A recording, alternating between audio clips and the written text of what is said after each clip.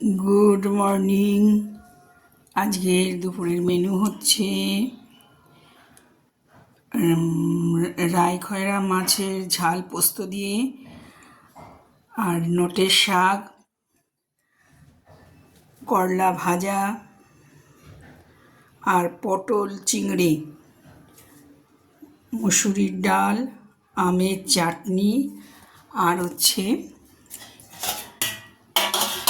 কাতলা মাছের ঝোল আলু দিয়ে।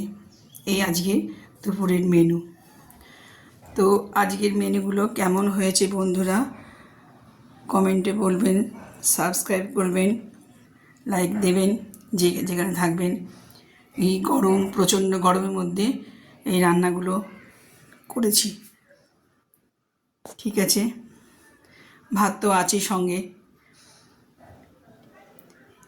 এখনকার মতন ভিডিওটা শেষ করছি বন্ধুরা, পরে আবার দেখা হবে।